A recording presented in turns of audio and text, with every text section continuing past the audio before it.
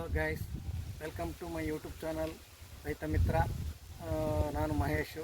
ಏನಪ್ಪ ಇಲ್ಲಿ ನಿಂತಿದ್ದಾರೆ, ಇಷ್ಟಕ್ಕೊಂದು ಕಳೆನಾಶಕದ್ದು ಡಬ್ಗಳಲ್ಲಿ ಇಟ್ಕೊಂಡಿದ್ದಾರೆ. ಇದರಿಂದ ಏನು ಹಾಕ್ತಿದ್ದಾರೆ ಅಂತ ತಿಳ್ಕೊಬೋದು. ನಾನು ಮನೇಲಿ ಮಾಡಿರೋವಂಥ ರಸಾವರಿ ಇದು ಅದನ್ನು ತುಂಬ್ಕೊಂಬಂದಿದ್ದೀನಿ. ತುಂಬ್ಕೊಂಬಂದು ಈಗ ಗಿಡಕ್ಕೆ ಯಾವ್ದು ನಾನು ಇದನ್ನು ಮಾಡಿದ್ದೀನಿ, ಟೆಸ್ಟಿಂಗ್ ಮಾಡಿದ್ದೀನಿ ಗಿಡಗಳಿಗೆ. ಆ ಟೆಸ್ಟಿಂಗ್ ಮಾಡಿರೋ ಗಿಡಗಳು ಕೆಲವೊಂದು ಕೈಗೆ ಸಿಗೋ ಮಟ್ಟದಲ್ಲಿ, ಅಂದರೆ ನಮ್ಮ ರೀಚಿಗಿರೋ ಹಂಗಿದೆ ಕೆಲವೊಂದು ಗಿಡಗಳು. ಆ ಗಿಡಗಳಿಗೆ ನಾನು ಸ್ಪ್ರೇ ಮೂಲಕ ತೋರಿಸ್ತೀನಿ, ಯಾಕೆಂದರೆ ಅದಕ್ಕೆ ಬೇಕಾಗಿದೆ ಸ್ಪ್ರೇ ಅಂತ ಸಣ್ಣ ಗಿಡಗಳಿಗೆ. ಮತ್ತು ಡ್ರೆಂಚಿಂಗು ಅದಕ್ಕೆ ಮಾಡ್ತೀನಿ. ಈ ಡ್ರೆಂಚಿಂಗ್ ಮತ್ತು ಸ್ಪ್ರೇ ಯಾವ ರೀತಿ ಮಾಡೋದು ಅನ್ನೋದನ್ನು ನಾನು ಒಂದು ಗಿಡದಲ್ಲಿ ತೋರಿಸಿರ್ತೀನಿ. ಉಳಿಕೆಯಂತೆ ನಾನು ನಿಮ್ಗಳಿಗೆ ಪ್ರತಿ ಇದರಲ್ಲೂ ಆಯಾ ಗಿಡದ್ದು ಇದಕ್ಕೆ ಡ್ರೆಂಚಿಂಗ್ ಮಾಡಿ ಹೋಗಿರ್ತೀನಿ. ಇವತ್ತು ಡ್ರೆಂಚಿಂಗ್ ಮಾಡಿದ್ಮೇಲೆ ಆ ಗಿಡ ಡ್ರೆಂಚಿಂಗ್ ಮಾಡಿದ್ದ ದಿನ ಅಥವಾ ಮಾರನೇ ದಿನ, 2 ದಿನದಲ್ಲಿ 1 ದಿನದಲ್ಲಿ ನಾನು ಈ ವಿಡಿಯೋನ ಮಾಡಿಟ್ಕೊಂಡಿರ್ತೀನಿ. ಪ್ರತಿ ಗಿಡದಲ್ಲೂ ಹೆಂಗಿತ್ತು ಇವತ್ತಿನ ಪರಿಸ್ಥಿತಿ ಅಂತ ನೋಡ್ಕೊಳ್ಳಿ. ಡ್ರೆಂಚ್ ಮಾಡಿ ಅಲ್ಲಿಂದ ಮುಂದೆ ಒಂದು ತಿಂಗಳು 2 ತಿಂಗಳಲ್ಲಿ ಮತ್ತೆ ನಿಮಗೆ ಅದರದ್ದು ಇದನ್ನು ತೋರಿಸ್ತೀನಿ. ಆವಾಗ ಯಾವ ರೀತಿ ಇದೆ ಅನ್ನೋದನ್ನು ನೀವು ನೋಡಿದಾಗ ನಮ್ಮ ರಸಾವರಿ ಯಾವ ರೀತಿ ವರ್ಕ್ ಮಾಡುತ್ತೆ ಅನ್ನೋದನ್ನು ನಿಮಗೆ ಅರ್ಥ ಆಗ್ತದೆ. ನಾವೇ ಮಾಡ್ಕೋಬಹುದು, ರೈತರುಗಳೇ ಮಾಡ್ಕೋಬಹುದು. ಯಾರದ್ದೇ ಆದ ಒಂದು ಇದಕ್ಕೂ ಇವರಿಗೂ ಹೋಗೋದು ಬೇಕಾಗಲ್ಲ. ಯಾಕೆಂದರೆ ಇವತ್ತು ನಮಗೆ ಲಾಸ್ ಆಗ್ತಾ ಇರೋದು ಮತ್ತು ಒಳ್ಳೆಯ ಉತ್ತಮವಾದ ಒಂದು ಇದು ಸಿಗ್ತಾ ಇಲ್ಲ. ನಮಗೆ ಸಿಕ್ಕರೂ ಸತ ಅದು ಯೂಸೇಜ್ ಯಾವ ರೀತಿ ಅನ್ನೋದು ನಾವು ಮಾಡ್ಕೊಳ್ಳೋದ್ರ ಮೇಲೆ ಇರ್ತದೆ. ಮತ್ತು ಪ್ರತಿಯೊಂದಕ್ಕೂ ದುಡ್ಡು ಕೊಟ್ಟುಕೊಂಡು ನಾವು ಇದನ್ನು ಮಾಡ್ಕೊಳ್ಳೋದಾಗುತ್ತೆ. ಅದು ಹಾಕಿದ ಮೇಲೆ ಬಂದೇ ಬರುತ್ತೆ ಅಂತ ಹೇಳೋಕ್ಕಾಗಲ್ಲ. ಬಂದರೂ ನಮಗೆ ಲಾಭ ಆಗೋ ಮಟ್ಟದಲ್ಲಿ ಬಂದಿರಲ್ಲ.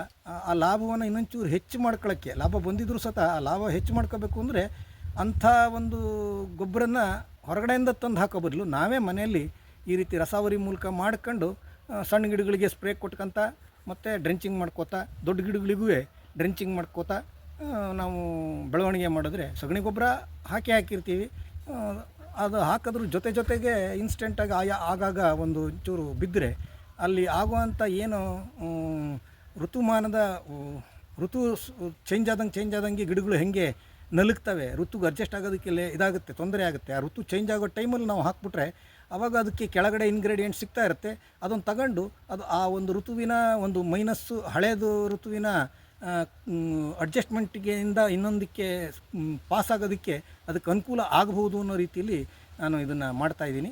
ನೋಡಿ, ನೀವು ನಿಮ್ಮ ತೋಟದೊಳಗೆ ನೀವೇ ರಸಾವರಿ ಮಾಡ್ಕೊಂಡು ನೀವೇ ನಿಮ್ಮ ಗಿಡಗಳಿಗೆ ಹಾಕ್ಕೊಂಡು ನೀವೇ ಟೆಸ್ಟ್ ಮಾಡ್ಕೊಳ್ಳಿ.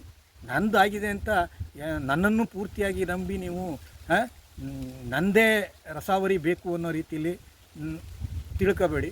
ನನ್ನ ರಸಾವರಿ ನಾನು ಮಾಡಿದ್ದೀನಿ, ನೀವು ರಸಾವರಿ ಮಾಡ್ಕೊಳ್ಳಿ. ಅದು ಯಾವ ರೀತಿ ಮಾಡೋದು ಅಂತ ಮುಂದಿನ ವೀಡಿಯೋಗಳಲ್ಲಿ ನಾನು ತಿಳಿಸ್ತೀನಿ. ಯಾಕೆಂದರೆ ಸುಮಾರು ಜನ ರೈತರುಗಳು ಕೇಳ್ತಾ ಇರೋದು ಏನಂದರೆ, ರಸಾವರಿ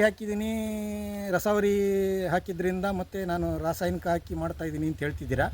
ರಸಾವರಿ ಯಾವ ರೀತಿ ಮಾಡ್ತೀರಾ, ಏನೇನು ಹಾಕ್ತೀರಾ ಅದಕ್ಕೆ ಅಂತ ಕೇಳ್ತಾ ಇದ್ದಾರೆ.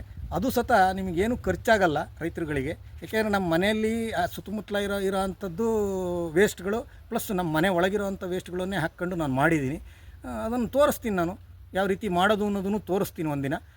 ಅದು ತೋರಿಸೋದಕ್ಕಿಂತ ಮುಂಚೆ ನಮ್ಮ ರಸಾವರಿಲಿ ಆಗ್ತಾ ಇರೋ ಪರಿಣಾಮವನ್ನು ನಿಮಗೆ ತಿಳಿಸಿ ಆನಂತರ ಅದನ್ನು ಮಾಡಿರಿ ಅಂತ ಹೇಳಿದ್ರೆ ಒಂದು ಧೈರ್ಯ ಇರ್ತದೆ ಮತ್ತು ನಿಮಗೂ ಗೊತ್ತಾಗ್ತದೆ. ನಾವು ಮಾಡಿ ಇದು ಹಾಕಿದ್ದೀನಿ ನೋಡೋಣ ಮುಂದೆ ಹಾಗೆ ಹಿಂಗೆ ಅಂತ ಹೇಳಿದಾಗ ಅಯ್ಯೋ ಒಂದು ಸುಮ್ಮನೆ ಮಾಡಿದ್ದಾನೆ, ಅದಾಗುತ್ತೋ ಬಿಡುತ್ತೋ ಗೊತ್ತಿಲ್ಲ ಅನ್ನೋ ರೀತಿಲಿ ಇರ್ತದೆ. ಆದ್ದರಿಂದ ನಾನೀಗ ನನ್ನ ರಸಾವರಿನ ಹಾಕ್ತಾ ಇದ್ದೀನಿ, ನಿಮಗೆ ತೋರಿಸ್ತಾ ಇದ್ದೀನಿ. ಅದ್ರ ಪರಿಣಾಮ ಏನು ಅನ್ನೋದನ್ನು ನೀವು ತಿಳ್ಕೊಳ್ಳಿ, ನೋಡೋಕ್ಕಂತ ಹೋಗಿ ವಿಡಿಯೋದಲ್ಲಿ. ಪ್ರತಿಯೊಂದು ವಿಡಿಯೋದಲ್ಲೂ ಗೊತ್ತಾಗ್ತದೆ. ಹಾಕಿರೋ ಗಿಡ ಎಲ್ಲವೂ ಬರ್ತವೆ ಅಥವಾ ಎಲ್ಲವೂ ಚೆನ್ನಾಗಿ ಫಲ ಹಿಡಿಯುತ್ತೆ ಅಲ್ಲ, ಆ್ಯಾವ್ರೇಜಲ್ಲಿ ನಾವು ಯಾವ ರೀತಿ ಇದ್ದೀವಿ ಅನ್ನೋದನ್ನು ನೋಡ್ಕೋಬೇಕು. ಪ್ಲಸ್ ಅದ್ರ ಜೊತೆಗೆ ನಮಗೆ ಖರ್ಚು ಎಷ್ಟು ಕಡಿಮೆ ಆಯಿತು ಮತ್ತು ಯಾವ್ಯಾವ ರೀತಿಯಲ್ಲಿ ನಾವು ಖರ್ಚು ಉಳಿಸ್ಕೋಬಹುದು ಅನ್ನೋದನ್ನು ನಾವು ಯೋಚನೆ ಮಾಡಬೇಕಾಗ್ತದೆ ರೈತರುಗಳು. ಯಾಕೆಂದರೆ ಎಲ್ಲರ ಮನೆಯಲ್ಲೂ ದನಗಳಿರಲ್ಲ, ಸಗಣಿ ಸಿಗಲ್ಲ, ಗಂಜಲ ಸಿಗಲ್ಲ. ಜೀವಾಮೃತ ಮಾಡ್ತಾರೆ ಕೆಲವರು, ಚೆನ್ನಾಗಿರುತ್ತೆ, ಒಳ್ಳೆಯದೇಯ ಒಪ್ಕೊಳ್ಳೋಣ. ಆದರೆ ಅವರಲ್ಲಿ ಸಗಣಿ ಗೊಬ್ಬರ ಇರುತ್ತೆ, ಗಂಜಲ ಇರುತ್ತೆ. ಅದೇ ಕೆಲವು ರೈತರುಗಳಲ್ಲಿ ದನ ಇರಲ್ಲ, ಅವರಿಗೆ ಸಗಣಿ ಸಿಗ್ತಾ ಇರಲ್ಲ, ಗಂಜಲ ಸಿಗ್ತಾ ಇರಲ್ಲ. ಈಗ ಗಂಜಲ ಮತ್ತು ಸಗಣಿನ ತಗೊಳಕ್ಕೆ ಹೋದರೆ ಅವ್ರು ಇಲ್ಲದೇ ರೇಟ್ ಹೇಳ್ತಾರೆ. ಆ ರೇಟ್ ಕೊಟ್ಟು ತಗೊಂಬಂದು ಮಾಡಬೇಕಾಗ್ತದೆ. ಆವಾಗ ನಿಮಗೆ ಮತ್ತೆ ಹೊರೆ ಬೀಳುತ್ತೆ, ನೀವು ಮತ್ತೆ ಪರಾವಲಂಬಿ ಆಗ್ತೀರಾ. ಆ ಪರಾವಲಂಬಿ ಆಗೋ ಬದಲು ನೀವೇ ನಿಮ್ಮ ಮನೇಲಿರೋವಂಥ ಏನು ಕಸ ಇದೆ ಅದನ್ನು ರಸ ಮಾಡ್ಕೊಂಡು ಈ ರೀತಿ ಮಾಡ್ಕೊಂಡಾಗ ಆ ರೀತಿ ನಷ್ಟವನ್ನು ತಡ್ಕೋಬಹುದು. ಮತ್ತು ನಾನು ಯಾಕೆ ಪದೇ ಪದೇ ದನ ಇಟ್ಕೊಂಡಿಲ್ಲ, ನೀವು ದನ ಇಟ್ಕೋಬೋದಾಗಿತ್ತು ನೀವು ಕೇಳಬಹುದು. ಈಗಿನ ಒಂದು ಕೌಟುಂಬಿಕ ಇದೇನಿದೆ ವಿಸ್ತಾರ ಪ್ರತಿ ಮನೆಯಲ್ಲೂ ಇದಾಗ್ಬಿಟ್ಟಿದೆ, ಅಂತದ್ದು ನ್ಯೂಕ್ಲಿಯರ್ ಫ್ಯಾಮಿಲಿಗಳಾಗ್ಬಿಟ್ಟಿದ್ದಾವೆ. ರೈತರುಗಳು ಮೊದಲು ಒಟ್ಟು ಕುಟುಂಬದಲ್ಲಿದ್ದರು, ಕೆಲಸ ಮಾಡೋದಕ್ಕೆ ಜನ ಇರ್ತಿದ್ರು. ಈ ಕಡೆ ಕೊಟ್ಟಿಗೆ ಇಟ್ಟಿದ್ರು, ಕೊಟ್ಟಿಗೆಯಲ್ಲಿ ದನ ನೋಡ್ಕೊಳ್ಳೋರು ಒಬ್ಬರು, ಇದನ್ನು ಹಾಲು ಕರೆಯೋರೊಬ್ಬರು, ಮತ್ತು ಗದ್ದೆ ಗಣ್ಣ ನೋಡ್ಕೊಳ್ಳೋರೊಬ್ಬರು, ಈ ರೀತಿಯೆಲ್ಲ ಇರ್ತಿತ್ತು. ಆವಾಗ ಅದು ಅದ್ರ ಪಾಡಿಗೆ ಅದು ನಡ್ಕೊಂಡು ಹೋಗುತ್ತೆ. ಆದರೆ ಒಬ್ಬನೇ ಇವೆಲ್ಲವನ್ನೂ ನಿರ್ವಹಣೆ ಮಾಡಬೇಕಾದ್ರೆ ಕೂಲಿ ಆಳ ಮೇಲೆ ನಾವು ಡಿಪೆಂಡ್ ಆಗಬೇಕಾಗ್ತದೆ. ಕೂಲಿ ಟೈಮಿಗೆ ಸಿಗಲ್ಲ, ಸಿಕ್ಕರೂ ಅವರು ನಾವು ಹೇಳಿದಷ್ಟೊತ್ತು ಇರಲ್ಲ. ಮತ್ತು ಇನ್ನೊಂದು ಆ ಟೈಮಲ್ಲಿ ನಮಗೆ ಲಭ್ಯ ಇರಲ್ಲ ಇದು. ಅದು ಸಿಕ್ಕಾಗ ನಾವು ಹಾಕಿಬಿಡ್ಬೇಕು, ಆ ರೀತಿ ಇರ್ತದೆ. ಅದು ಸಿಕ್ಕಾಗ ಅವ್ರು ಸಿಗಲ್ಲ, ಅದು ಅಲ್ಲಿ ಹಾಳಾದ ಮೇಲೆ ನಾವು ತೊಗೊಂಡೋಗಿ ಹಾಕಿದ್ರೆ ಏನೂ ಪ್ರಯೋಜನ ಇಲ್ಲ, ಈ ರೀತಿ ಆಗ್ತದೆ.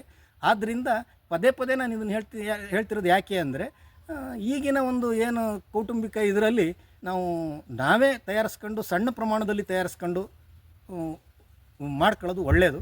ಈಗ ರಸಾವರಿ ಅಂತಿದ್ದಂಗೆ ಎಲ್ಲರೂ ಏನು ತಿಳ್ಕೊಂಬಿಟ್ಟಿರ್ತಾರೆ, ಒಂದು ದೊಡ್ಡ ತೊಟ್ಟಿ ಕಟ್ಟಬೇಕು, ಆ ತೊಟ್ಟಿ ಒಳಗೆ ನಾವು ಎಲ್ಲ ಕಸನೂ ಹಾಕ್ಕೋಬೇಕು, ಅದನ್ನು ನಾವು ಫಿಲ್ಟ್ರ್ ಮಾಡ್ಕೊಂಡು ಅದನ್ನು ತೊಗೊಂಡೋಗಿ ಹಾಕಿದ್ರೆ ಬಹಳ ಒಳ್ಳೆಯದು ಅಂತೇಳಿ ಹೇಳ್ತಾರೆ. ತೊಟ್ಟಿನೇ ಕಟ್ಕೋಬೇಕು ಅನ್ನೋದೇನಿಲ್ಲ, ಸಣ್ಣ ಪ್ರಮಾಣದಲ್ಲಿ ಒಂದು ಬಕೆಟಿಂದನೂ ಶುರು ಮಾಡ್ಕೋಬಹುದು, ಗೊತ್ತಾಯ್ತಾ. ಒಂದು ಬಕೆಟ್ ಇದ್ದರೂ ಅದರೊಳಗೂ ರಸಾವರಿಯನ್ನು ಮಾಡ್ಕೋಬೋದು. ಅದು ಯಾವ ರೀತಿ ಮಾಡೋದು ಅಂತ ಮುಂದಿನ ದಿನಗಳಲ್ಲಿ ನಾನು ತಿಳಿಸ್ತೀನಿ, ಅರ್ಜೆಂಟ್ ಮಾಡ್ಕೋಬೇಡಿ. ಇದು ಫಸ್ಟು ಈ ಒಂದು ರಸಾವರಿಯ ಒಂದು ಎಫೆಕ್ಟ್ ಯಾವ ರೀತಿ ಇದೆ ಅನ್ನೋದನ್ನು ನೀವು ಫಸ್ಟ್ ನೋಡ್ಕೊಳ್ಳಿ. ಇದು ಏನು ಪೂರ್ತಿ ಪರಿಹಾರ ಮಾಡಿಬಿಡುತ್ತೆ ಅಲ್ಲ, ಎಷ್ಟೋ ಪ್ರಮಾಣದ ನಮಗೆ ಹೊರೆಯನ್ನು ಕಡಿಮೆ ಮಾಡ್ತಾಯಿದೆ. ಪ್ಲಸ್ ಅದ್ರ ಜೊತೆಗೆ ನಮಗೆ ಒಂದು ಸಾಮಾನ್ಯವಾಗಿ ಇಳುವರಿ ಬರ್ತಾಯಿದೆ, ಅಷ್ಟು ಸಾಕು. ಯಾಕೆ ಹೆಚ್ಚುವರಿ ಇಳುವರಿಗೆ ಹೋಗಿ ಯಾವುದ್ಯಾವುದನ್ನೋ ತಗೊಂಬಂದು ಮತ್ತು ಅದು ಮೈನಸ್ ಆಗಿ ಭೂಮಿನ ಮತ್ತೆ ಹಾಳು ಮಾಡ್ಕೊಂಡು, ಗಿಡ ಹಾಳು ಮಾಡ್ಕೊಂಡು, ಮತ್ತು ಅದನ್ನು ಸರಿ ಮಾಡ್ಕೊಳಕ್ಕೆ ಇನ್ಯಾವನ ಹತ್ರನೂ ಹೋಗಿ ಇನ್ನೊಂದನ್ನು ತಗೊಂಬಂದು ಹಾಕೋದು, ಇದು ಯಾವುದೂ ಆಗೋದು ಬೇಡ. ನಮ್ಮ ಕೃಷಿ ಮೇಲೆ ನಾವು ನಂಬಿಕೆ ಇಡೋಣ. ನಮ್ಮ ಒಂದು ಕ್ರಿಯೇಷನ್ ಏನಿದೆ ಅದನ್ನು ಕಾಲಕ್ರಮೇಣ ನಮಗೇನೇನು ಸಿಗುತ್ತೆ ಅದರಲ್ಲೇ ಬದಲಾವಣೆ ಮಾಡ್ಕೊಂಡು, ಅದರಲ್ಲೇ ಸರಿ ಮಾಡ್ಕೊಂಡು ಮುಂದುವರ್ಕಂತ ನಾವು ಅದನ್ನು ಪದ್ಧತಿಗೆ ತಂದ್ಕೊಂಡ್ರೆ ನಾವು ಇವತ್ತು ರೈತರಾಗಿ ನಮ್ಮ ಭೂಮಿನೂ ಉಳಿಸ್ಕೋಬೋದು, ಪ್ಲಸ್ ನಮ್ಮ ಗಿಡವನ್ನು ಉಳಿಸ್ಕೋಬೋದು, ಆದಷ್ಟು ಇಳುವರಿಯನ್ನು ಉಳಿಸ್ಕೋಬೋದು. ಈ ನಿಟ್ಟಿನಲ್ಲಿ ನೀವು ಯೋಚನೆ ಮಾಡಬೇಕು. ಹಂಗೆ ಹೇಳ್ತಾ ಇದನ್ನು ನೋಡಿ ಇದು ನೀವು ನೋಡ್ತಿದ್ದಂಗೆ ಕಳೆನಾಶಕದ್ದು ಡಬ್ಬಿ ಇದೆ. ಇದು ಕಳೆನಾಶಕದ ಡಬ್ಬಿ ಇಷ್ಟಕ್ಕೊಂದು ಇಟ್ಕೊಂಡಿದ್ದಾನೆ ಗಾಡಿ ಮೇಲೆ, ಇವನು ಎಷ್ಟು ಕಳೆನಾಶಕ ಹಾಕಿರಬಹುದು ತೋಟಕ್ಕೆ ಅಂತ ಹೇಳ್ಬೋದು. ನಾವು ಈಗ ಮಳೆಗಾಲದಲ್ಲಿ ಏನು ಮಾಡೋಕ್ಕೆ ಬರಲ್ಲ, ಕಳೆನಾಶಕ ಹೊಡ್ಕೊಂತೀವಿ. ನಮ್ಮಲ್ಲಿ ನೀರಾವರಿ ಆದ್ದರಿಂದ ಕಳೆ ಜಾಸ್ತಿ. ಆ ಕಳೆನ ಬಗ್ಬಡಿದಲೇ ಇದ್ದರೆ ಒಳಗಡೆ ಏನೇನೋ ಓಡಾಡ್ತಾವೆ, ಹುಳುಗಳು ಎಲ್ಲ ಓಡಾಡ್ತವೆ, ಅದೊಂದು ಅತಂತ್ರ ಇರುತ್ತೆ. ಮತ್ತು ಮಳೆಗಾಲದಲ್ಲಿ ನಿಮಗೆ ಹಣ್ಣಡಿಕೆಗಳು ಉದುರ್ತವೆ. ಆ ಹಣ್ಣಡಿಕೆಗಳು ಉದುರಿದಾಗ ಆ ಕಳೆ ಒಳಗೆ ಕಾಣಲ್ಲ, ಅದು ನಷ್ಟ ಆಗ್ತದೆ. ಆದ್ದರಿಂದ ನಾನು ಹೊಡೆದಿದ್ದೀನಿ, ತಪ್ಪೇ ಅದು, ಕಳೆನಾಶಕ ಹೊಡೆಯೋದು ತಪ್ಪೇ, ಒಪ್ಕೊಳ್ಳೋಣ. ಆದರೆ ನಮಗೆ ಕೂಲಿ ಆಳಿನ ಒಂದು ನಿರ್ವಹಣೆ ಆಗುತ್ತೆ. ಈಗ ಈಗಿನ ಮಿಷಿನರಿ ಕಾಲದಲ್ಲಿ ಹೇಳ್ಬೋದು, ವೀಡಿಂಗ್ ಮಿಷಿನ್ ಇದೆ, ವೀಡಿಂಗ್ ಹೊಡ್ಕೊಂಬಿಡ್ಬೋದು ಅಂತ. ವೀಡಿಂಗ್ ಹೊಡ್ಕೋಬಹುದು, ಆದರೆ ಪೆಟ್ರೋಲಿಗೆ ಎಷ್ಟು ಖರ್ಚಾಗ್ತಾಯಿದೆ ನೋಡ್ಕೋಬೇಕು. ಆ ಮಿಷಿನರಿ ಹಾಳಾದಾಗ ಮಿಷಿನರಿ ರಿಪೇರಿಗೆ ಎಷ್ಟು ಹೋಗ್ತಾಯಿದೆ ಗೊತ್ತಾಗಬೇಕು. ಯಾಕೆಂದರೆ ಇವತ್ತು ರೈತರುಗಳ ಮನೆ ಏನಾಗಿದೆ ಅಂದರೆ ಒಂದು ಗುಜರಿ ಗೂಡಾಗಿದೆ. ಪ್ರತಿಯೊಂದು ಸಾಮಾನು ತಗೊಂಬರ್ತೀವಿ, ಅದು ಹಾಳಾಗ್ತಿದ್ದಂಗೆ ಗುಜರಿ ಒಳಗೆ ಇಡ್ತೀವಿ. ಅದು ರಿಪೇರಿಗೆ ಯಾವನೂ ಬರಲ್ಲ, ಅವನ ಹತ್ರನೇ ರಿಪೇರಿಗೆ ಹೋಗಬೇಕು. ನಮ್ಮ ಕೆಲಸ ಬಿಟ್ಕೊಂಡು ಅಲ್ಲಿ ರಿಪೇರಿಗೆ ಹೋಗಬೇಕು. ಈ ರೀತಿಯೆಲ್ಲ ಇರ್ತದೆ. ಈಗ ರಾಸಾಯನಿಕವನ್ನು ಹಾಕಬೇಡಿ ಅಂತಾರೆ, ಹಾಕಬಾರ್ದು, ಒಪ್ಕೊಳ್ಳೋಣ. ಯಾವುದೇ ಆದ್ರೂ ಅತಿ ಆದರೆ ವಿಷಾನೇಯ, ಅಮೃತ ಅತಿಯಾದರೂ ವಿಷ ಅಂತ ಹೇಳ್ತಾರೆ. ಅದೇ ರೀತಿ ಪ್ರತಿಯೊಂದು ಅತಿಯಾದರೂ ವಿಷಾನೇ, ಅಷ್ಟೇ ಯೂಸ್ ಮಾಡ್ಕೊಂಡ್ರೆ ಒಳ್ಳೆಯದಾಗ್ತದೆ. ನಾವು ಒಂದು ಸರಿ ಮಳೆಗಾಲದಲ್ಲಿ ಹೆಚ್ಚು ಕಳೆ ಇದ್ದಾಗ ನಾವು ಕಳೆನಾಶಕ ಹೊಡ್ಕೊಂಡಿದ್ದೀನಿ, ಇಲ್ಲ ಅಂತ ಹೇಳಲ್ಲ. ಈಗ ನೋಡಿ ಇದಕ್ಕೆ ಬನ್ನಿ, ಇದು ಕಳೆನಾಶಕ ಡಬ್ಬಿಯೊಳಗೆ ನಾನು ನನ್ನ ರಸಾವರಿಯನ್ನು ತುಂಬ್ಕೊಂಬಂದು ಈಗ ಗಿಡಗಳಿಗೆ ಮೊದಲು ಸಣ್ಣ ಗಿಡಗಳಿಗೆ ಏನು ಕೈಗೆ ಸಿಗೋವಂಥ ಗಿಡಗಳಿಗೆ ಸ್ಪ್ರೇ ಕೊಟ್ಟು ಅವಕ್ಕೆ ಡ್ರೆಂಚ್ ಮಾಡ್ತೀನಿ. ಡ್ರೆಂಚ್ ಮಾಡೋದು ಯಾವುದು ಅನ್ನೋದು ಯಾವ ರೀತಿ ಅನ್ನೋದನ್ನು ಇದರಲ್ಲಿ ಈ ವಿಡಿಯೋದಲ್ಲಿ ತೋರಿಸ್ತೀನಿ. ಇದೇ ರೀತಿ ಡ್ರೆಂಚಿಂಗ್ ಮಾಡಬೇಕು ಅಥವಾ ಔಷಧಿ ಹೊಡಿಬೇಕು ಅಂದರೆ ಈ ರೀತಿ ಮಾಡ್ಕೊಳ್ಳಿ. ನನ್ನ ಇದೇ ವಿಡಿಯೋದಲ್ಲಿ ನೀವು ವಾಚ್ ಮಾಡಿದಾಗ ಅದ್ರ ಬಗ್ಗೆ ತಿಳಿಯುತ್ತೆ. ಯಾಕಂದರೆ ಪದೇ ಪದೇ ಇದನ್ನು ಹೇಳ್ತಾ ಕೂತ್ಕೊಂಡ್ರೆ ಏನಪ್ಪ ಹೇಳಿದ್ದೆ ಹೇಳ್ತಾನೆ ಕಿಸ್ಬೈದಾಸ ಅಂತ. ಇದನ್ನು ಹೊಡೆಯೋದ್ರಿಂದ ನಮಗೆ ಯಾವುದೇ ರೀತಿಯ ಸಮಸ್ಯೆ ಇಲ್ಲ. ಏನು ಇದರಿಂದ ವಿಷ ಮೈಗಂಟುಕಂತು ಅಥವಾ ಮೈಗಾರ್ತು, ನನಗೇನೋ ಆರೋಗ್ಯ ಕೆಡ್ತು, ಇದಾಗಲ್ಲ. ಅದೇ ನೀವು ಕಳೆನಾಶಕದಿಂದ ಹಿಡಿದು ಯಾವುದೇ ರಾಸಾಯನಿಕವನ್ನು ಮತ್ತು ಯಾವುದೇ ಔಷಧಿಗಳನ್ನು ನೀವು ಸ್ಪ್ರೇ ಕೊಟ್ಟರೆ ಅದೇನಾದರೂ ಸ್ವಲ್ಪ ಮೈ ಮೇಲೆ ಹಾರಿದ್ರೂ ಸತ ನಮಗೆ ತೊಂದರೆ ಆಗ್ತದೆ, ಅದರಲ್ಲಿ ಆರೋಗ್ಯದ ಸಮಸ್ಯೆಗಳು ಬರಬಹುದು. ಆ ರೀತಿ ಆಗಬಾರ್ದು. ನಾನು ಇದಕ್ಕೆ ಯಾವುದೇ ರೀತಿಯಾದ ರಾಸಾಯನಿಕವನ್ನು ಮಿಕ್ಸ್ ಮಾಡಿಲ್ಲ. ಮನೇಲಿ ಏನು ಬರ್ತಾ ಇದೆ ರಸಾವರಿ ಬಂದಿದ್ದನ್ನು ಡೈರೆಕ್ಟಾಗಿ, ಅಂದರೆ ಯಾವುದೇ ನೀರನ್ನು ಮಿಕ್ಸ್ ಮಾಡಿಲ್ಲ, ಬಂದ ಸ್ಟ್ರಾಂಗ್ ಇದನ್ನೇ ಹಾಕ್ಕೊಂಡಿದ್ದೀನಿ. ಇದನ್ನು ಸ್ಪ್ರೇ ಕೊಡ್ತೀನಿ. ಈ ಹಿಂದೆ ನಾನು ಟ್ರೀಟ್ಮೆಂಟ್ ಕೊಟ್ಟಿದ್ದೆ ಡಿಸೆಂಬರ್ ತಿಂಗಳಲ್ಲಿ. ಅಂಥ ಗಿಡಗಳು ಕೆಲವೊಂದು ಗಿಡ ಇಂಪ್ರೂವ್ ಆಗಿದೆ ಅಂತ ಅನಿಸಿದ್ರೂ ಸತ ತಕ್ಕ ಮಟ್ಟಿಗೆ ಇಂಪ್ರೂವ್ ಆಗಿಲ್ಲ. ಇದು ನೋಡಿ, ಇದು ನಂಬರ್ 46 ಗಿಡದ್ದು. ಇದು ಡಿಸೆಂಬರ್ ತಿಂಗಳಲ್ಲಿ ಇದಕ್ಕೆ ನಾನು ನಮ್ಮ ಟ್ರೀಟ್ಮೆಂಟನ್ನು ಕೊಟ್ಟಿದ್ದೀನಿ. ಆದರೂ ಗಿಡ ನೋಡಿರಿ ಯಾವ ರೀತಿ ಆಗಿದೆ ಅಂತ ಟಾಪಲ್ಲಿ ತೋರಿಸ್ತಾ ಇದ್ದೀನಿ. ಅದರಲ್ಲಿ ಏನೇನೂ ಇಲ್ಲ, ಒಣಗಿ ಹೋಗಿದೆ ಪೂರ್ತಿ. ಆದರೂ ನಾನು ಇರಲಿ ಅಂತ ಮಾಡ್ತಾಯಿದ್ದೀನಿ. ಅದು ಬರ್ಬೋದು ಅಂತ ಮಾಡ್ತಾಯಿದ್ದೀನಿ. ಇರಲಿ, ನಾನು ಮಾಡ್ತೀನಿ. ಅಷ್ಟಾದರೆ ಬರೀ ನಂದು ಕೇವಲ ಒಂದು ಯಾವುದೋ ರಸಾವರಿ ಒಂದು ವೇಸ್ಟ್ ಆಗ್ಬೋದು. ವೇಸ್ಟ್ ಆಗಲ್ಲ, ಅದು ಕೆಳಗಡೆ ಇಳಿದಿರುತ್ತೆ, ಆ ಭೂಮಿಲಿ ಇರುತ್ತೆ. ಮುಂದಿನ ಗಿಡ ನೆಟ್ಟಾಗ ಅದಕ್ಕೆ ಅನುಕೂಲ ಆಗ್ತದೆ. ನೋಡಿರಿ, ಇಲ್ಲೆಲ್ಲ ಈ ರೀತಿ ರಸ ಸೋರಿದೆ. ಅದರದ್ದು ಇದಾಗಿರೋದು ಪರಿಹಾರ ಆಗಿರೋದು ಒಳಗಡೆ ಇದ್ರದ್ದು. ಆದರೂ ಒಳಗಡೆ ಇದೆಯೋ ಇಲ್ಲೋ ಗೊತ್ತಿಲ್ಲ, ಭಾರಿ ಡೀಪಾಗಿ ಹೊಡ್ತಾ ತಿಂದಿದೆ ಇದು.